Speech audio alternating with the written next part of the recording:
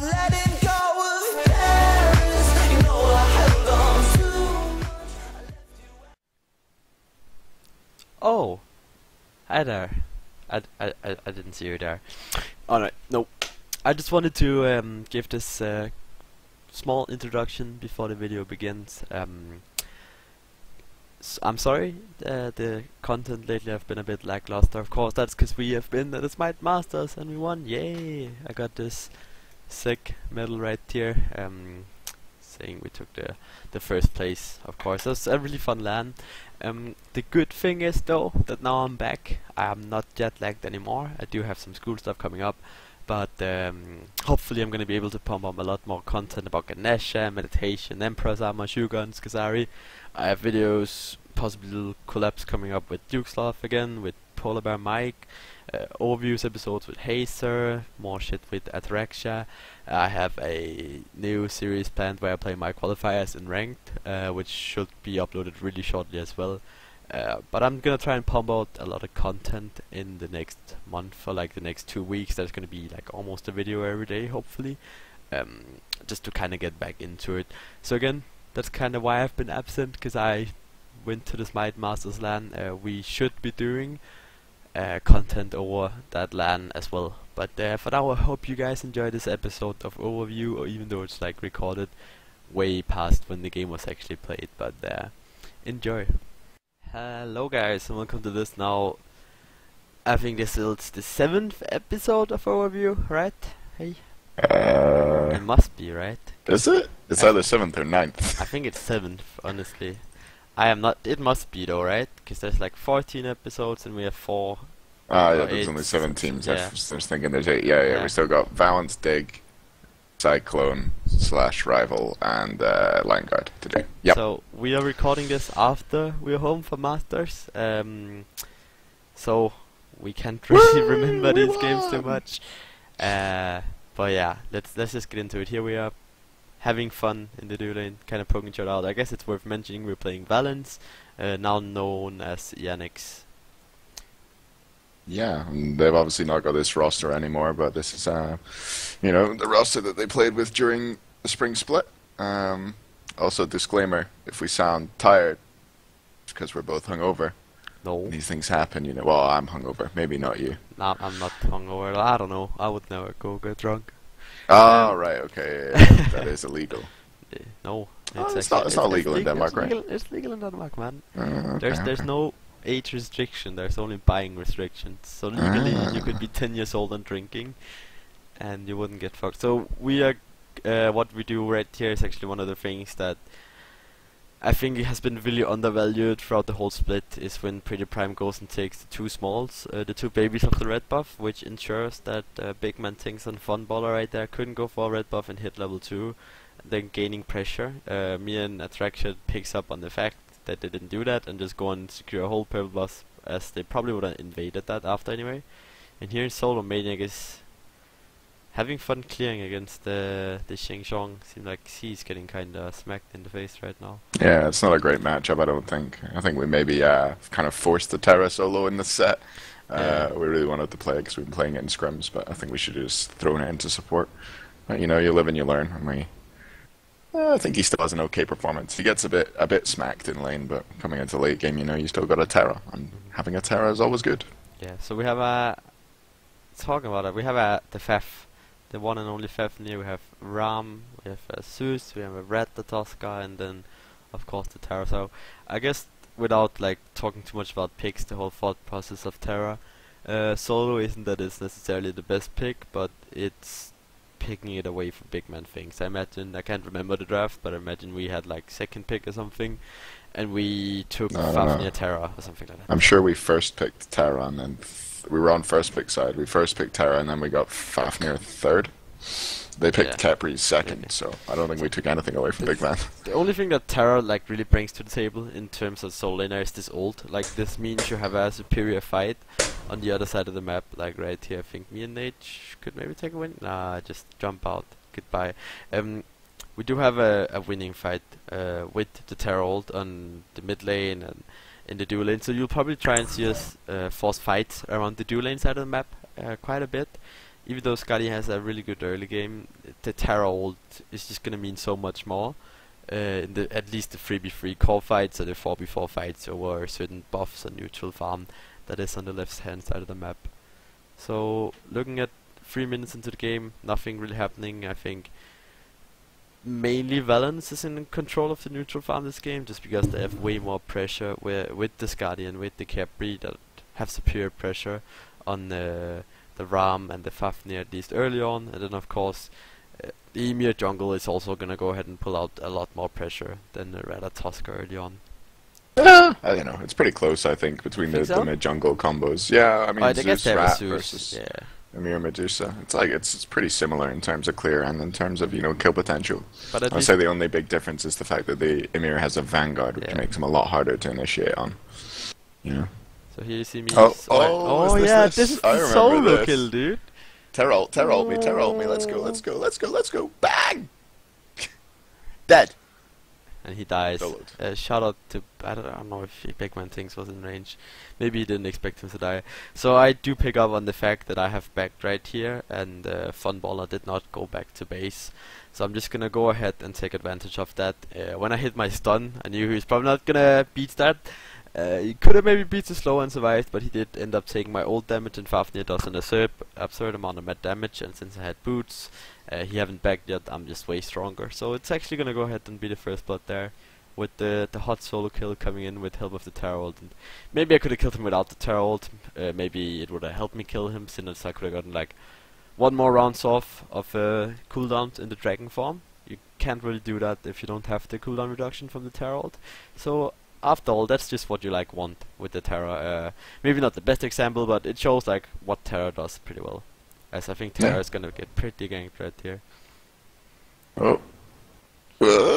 Run, maniac, run! Yeah, he's dead as hell, That dude. is a dead maniac. He actually almost thought he got out here, I remember this, and then Medusa Yeah. came in. And Medusa just walks around the corner and like, hello. Yeah, maniac dies. It's unfortunate, he only had boots 2 online, it's a bad time to die. Gets his pen boots finished now. He does. Still got the mana chalice, so losing blue isn't too big of a deal. But yeah, it's just a rough matchup, I think, that lane. He does have the teleport available though, so that is at least a thing that he does not have to lose that whole wave that's pushing into the right tower right now. So Hayzer, what is the main point of the two comps right here? If we look at our comp first, what do we look to do? What's our point in the game where we want to excel, where we want to try and take advantage of their team?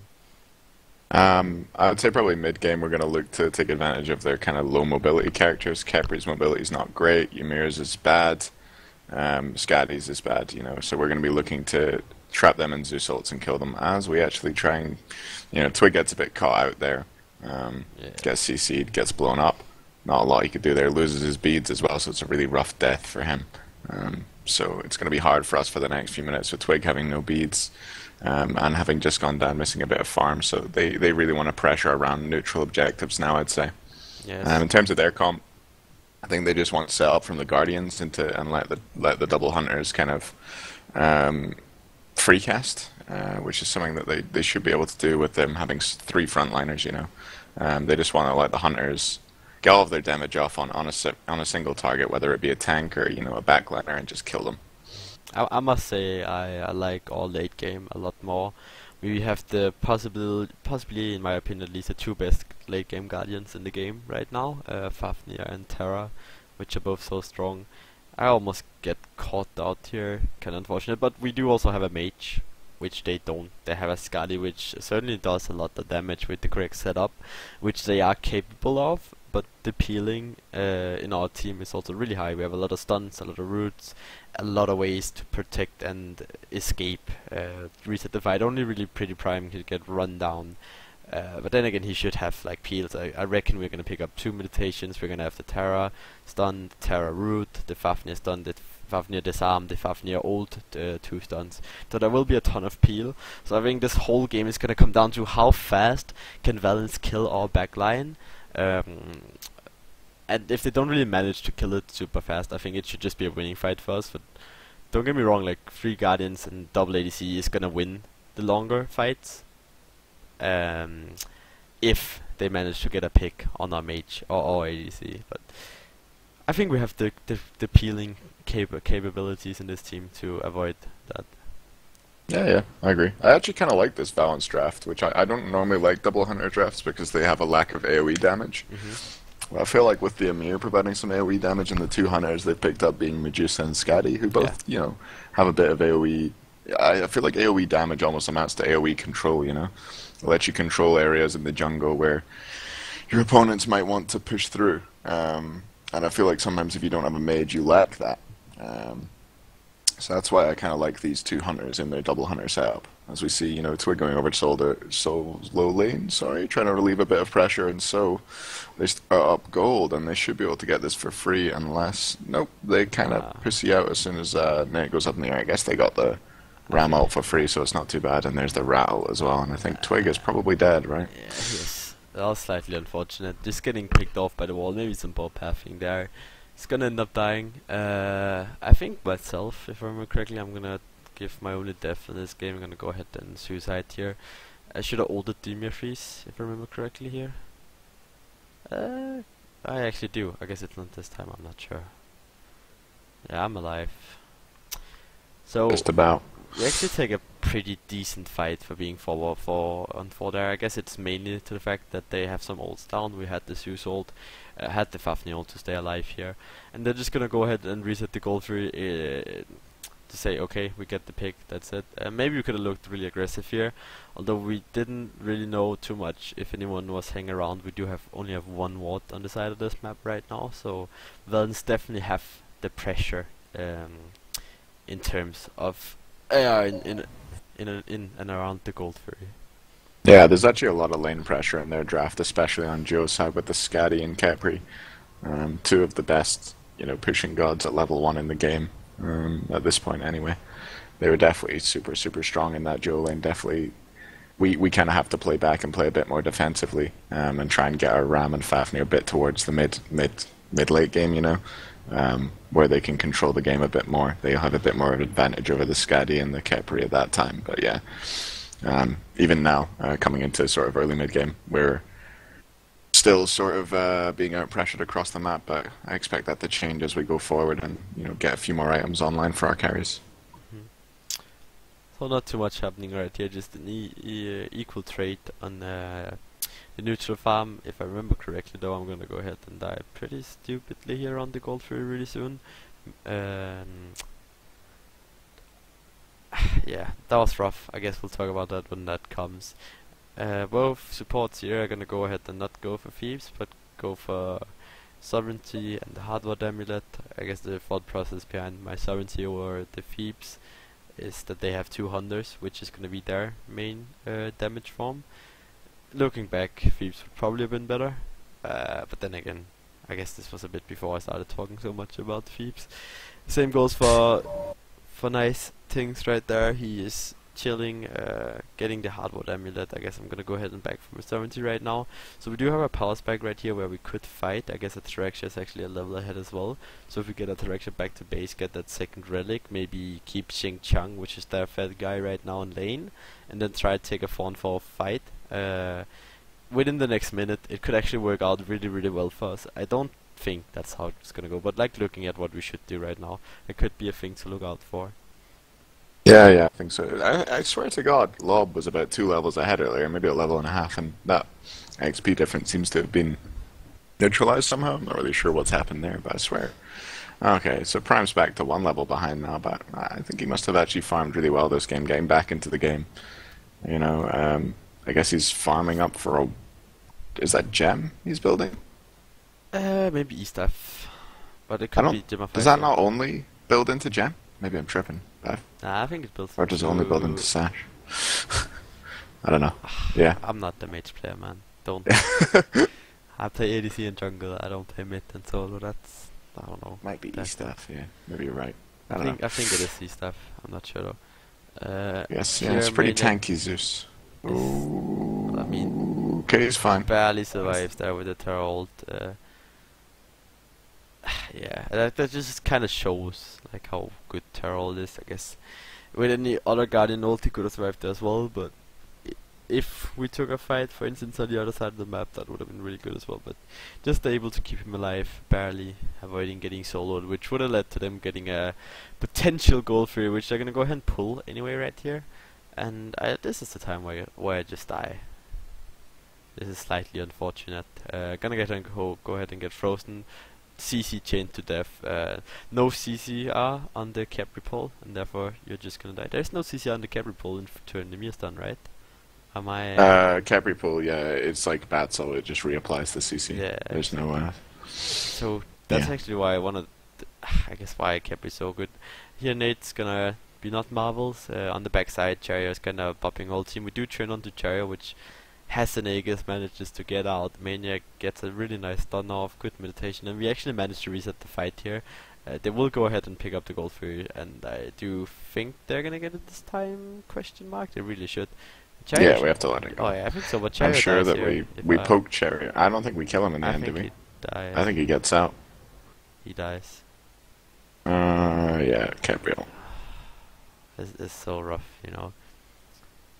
When the Capriel comes out and you're like, I had the kill.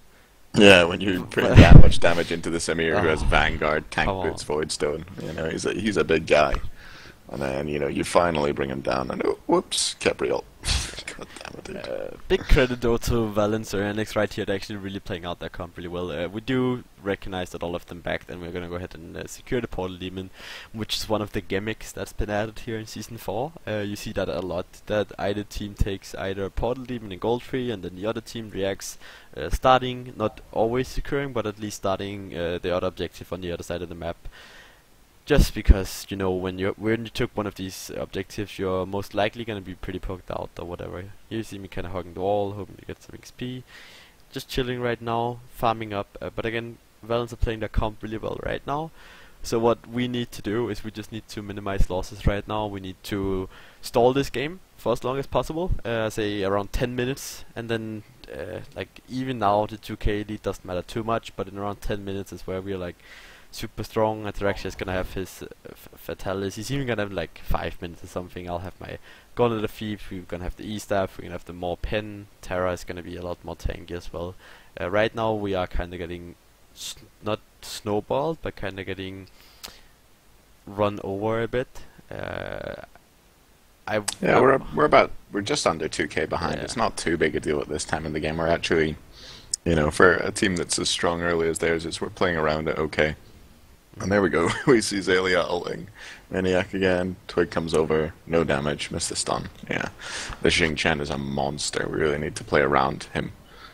They should be trying to get him into every fight and forcing fights on solo side of the map, in my opinion. We'll see if they go ahead and do that. I can't really remember. But I feel like that's what they should be doing now. Here you actually see how well Rama does against the Skadi. Just boom boom, and that dog is almost dead. Of course now as well, with the recent nerfs to Skadi ult, I guess it's gonna be even more tough for the Skadi here. I'm just kinda bullying Big Man things a bit. Jumping out, don't wanna die again. They're gonna do the right thing right here, Valance. They have a lead, they're gonna go ahead and push down the mid lane. I'm gonna, this time, ult the freeze, and we're actually gonna force a fight here. Big Man Things is gonna be able to survive through 2 meditations. He's gonna get out there using his ult as well. So that's actually a 4v5. Maybe this right here is a bit greedy, a jump in, missed a jump, and we're just gonna agree to back out right here. Not really a good fight to take. I think the right call here is just maybe Maniac TP is right. We just reset and farm. They did get the tower though, so they did get the objective they came for, which was kinda smart for them to sneak it while we focused Big Man Things really hard. But that's just Big Man being ahead right now, and the fact that we did not have Ataraxia there. There's no real damage we can do when he has the abilities going for. Yeah, this kind of feels like a classic Cherio meta game, you know, where they just are insanely tanky in their front line with the Capri and Emir. It's like really hard for us to pick somebody off, and through like sort of mid game they try and dominate the game using those tanks to push down objectives and ensure that we can't pick anyone off by being gripped, you know. So I think that's something that we probably predicted going into this game as well. We know Cherio, we've been playing against him for a long time. We know he likes these tanky junglers, and then I suppose you look at, you know, the previous incarnation of Lob's team, you know, whatever you want to call it, Paradigm, Orbit. they also, like to run things like Kabrak in jungle, get those double tank setups going, and control games through that. So I think we definitely expected them to pull out some kind of composition like this when we played against them, and we know that as we farm further towards late game, the game gets better for us. So we're just, trying to absorb as few losses as possible, and keep farming up. And we know that if we get to late game, we should be able to win. We should be able to just have better DPS, and yeah, just run the game in late game. So I think that's what we're aiming for here. I don't know if you remember back to when we were drafting towards this game, if we knew that, but it's definitely the way I would think about it nowadays. I guess that's how or what we thought. I guess the next big contention point right here is going to be the Gold Fury. It's actually really good for Valance that this spawns now, because if it was like 3 or 4 more minutes out in the future, it could have kind of made them take the gas, how do you say it, the speed Put out off of the game, gas. put off the gas. They gonna have a rough time really forcing down towers, besides the mid lane's towers, because they have to commit so much to one side of the map that we will eventually just gain an equal win on the other side of the map.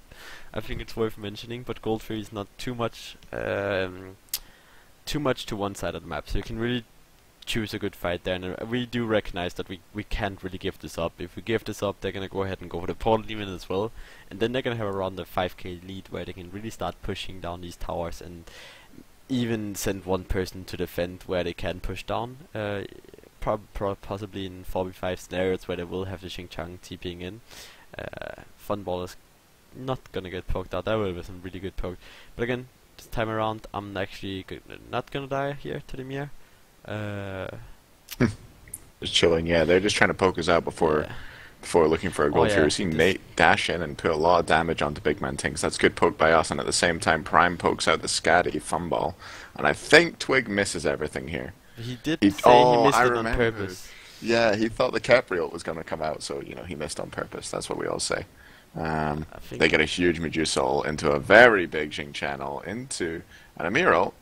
Nobody dies. I think we definitely should have reset instead of chasing down the Scatty here. Gone straight towards gold before Twig decided to ult.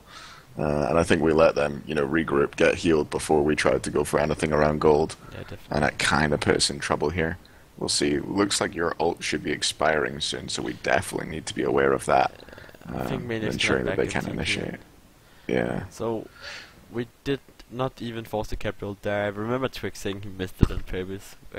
We will never know if he did. Just to make sure that if Capri would have ulted, maybe the Skadi could have still stayed in the fight, since she would have been around, what would that have been, like 35% HP, I guess, with the little free Capri ult.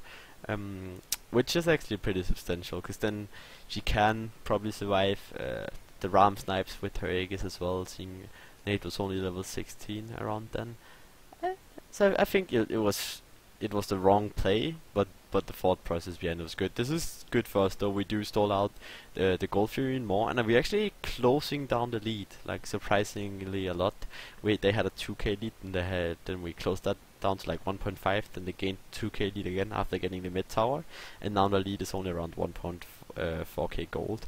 So we're actually out farming them a lot, which is really really good for us, because we are almost about to get online, hitting that phase now where we can really do damage. You saw how Nate was hitting.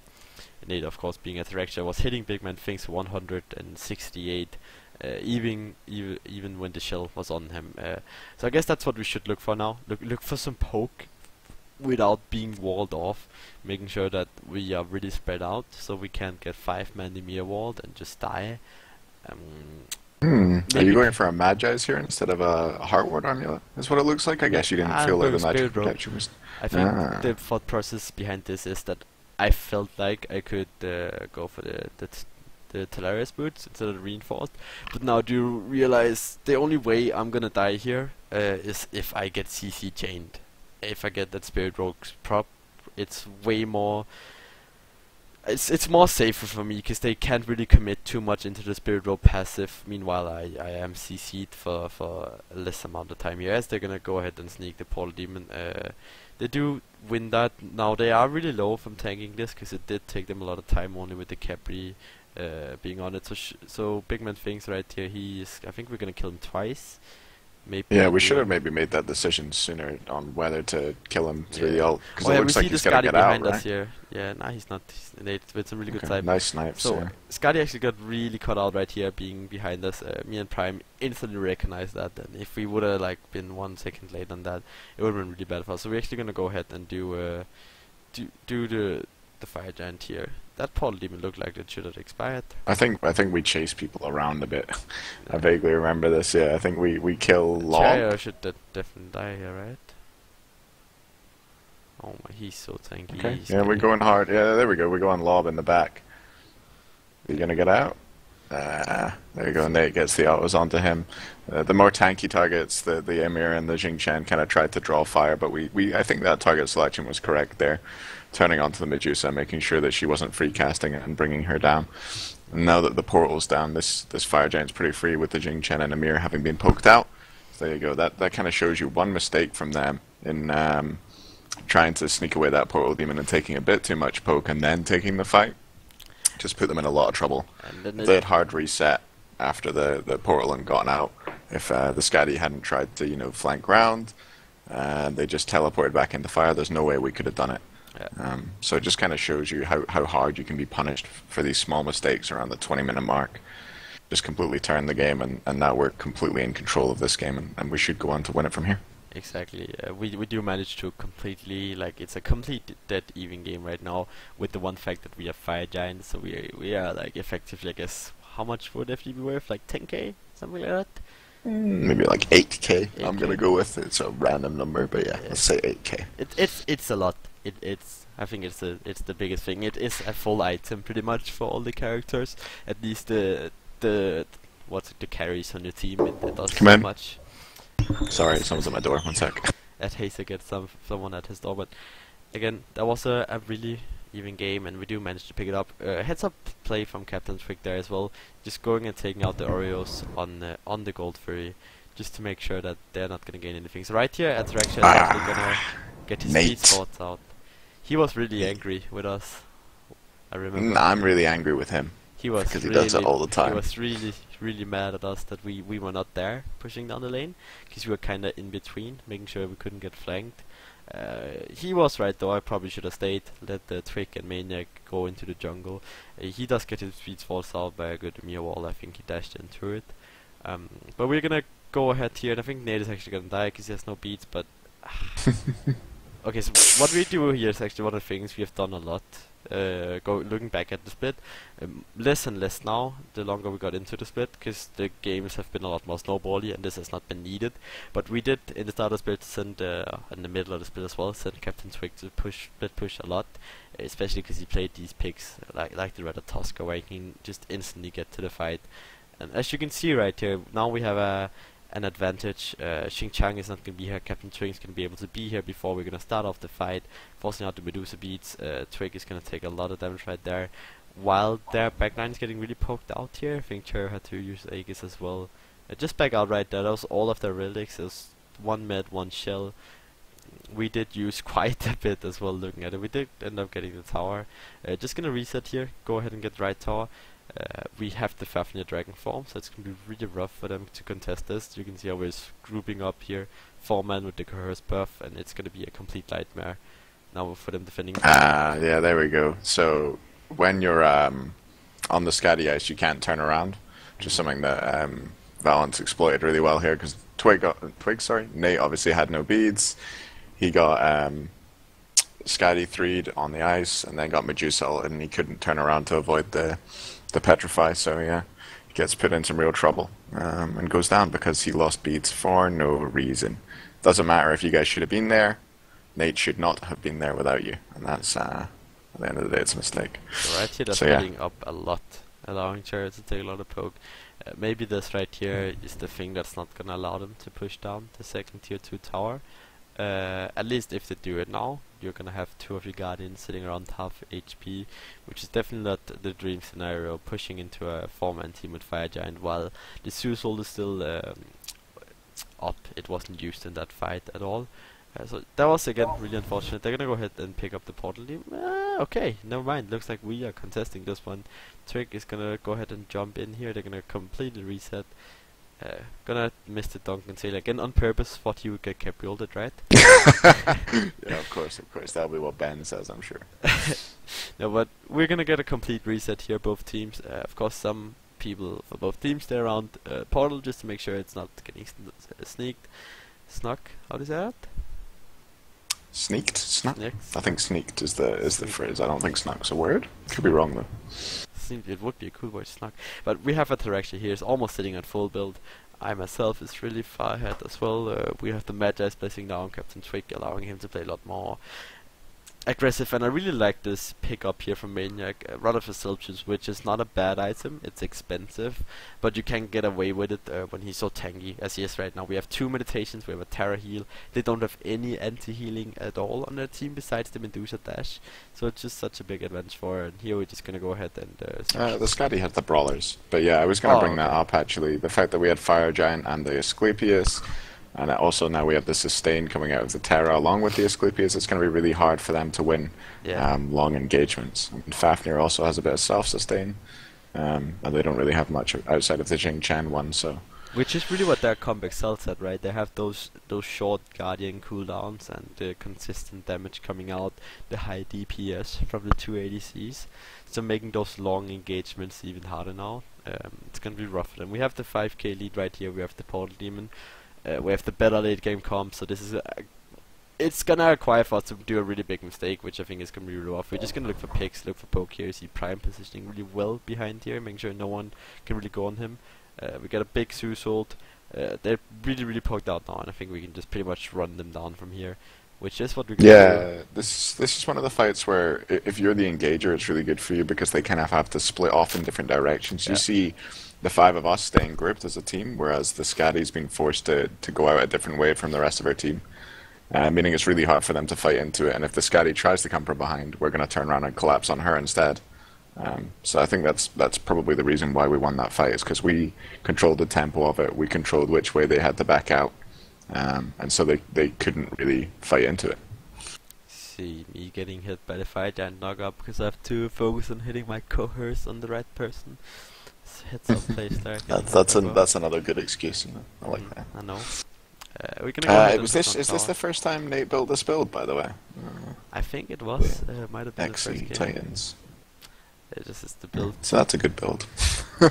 He's just been getting a lot of shit for it, but then again, Ataraxia has been getting a lot of shit for a lot of different builds. But definitely this one. And oh yeah, dude, you fucking. Oh, sorry, can't swear. Girdle is in the game still. Oh, okay. Frenzy, yeah, okay. Frenzy. So it's getting to that time of the game where, you know, EmilZy obviously has the Vanguard, which he still wants to replace.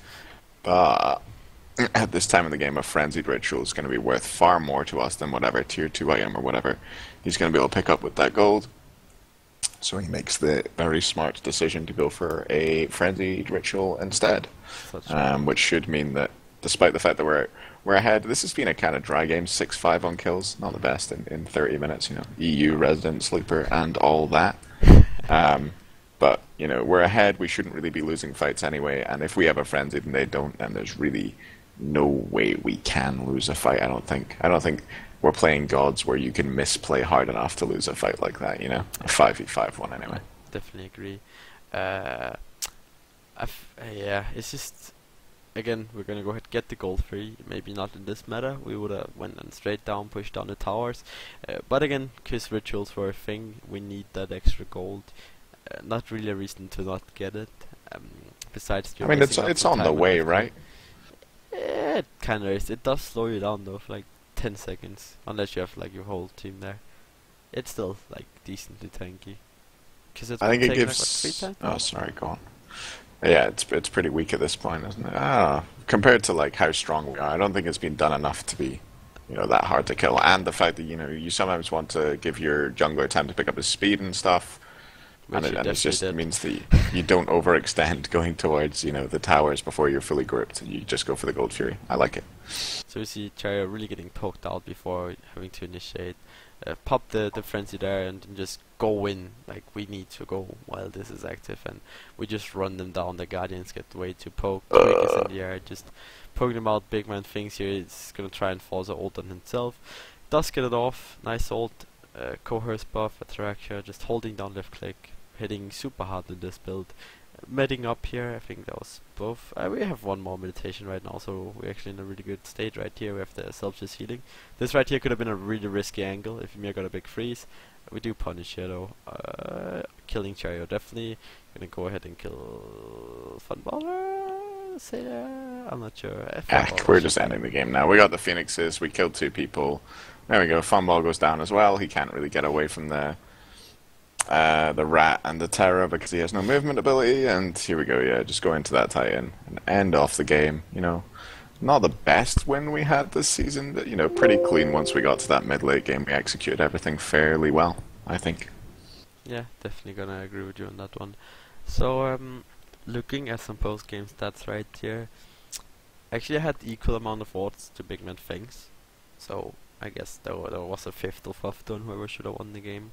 Prime actually topping the watch, 14 votes. That's all MVP, man. Let's look here. He deserved it. He has a ton of damage. Medusa has a ton of damage. Sailor has a ton of damage, which I guess a lot of the damage is the fake damage.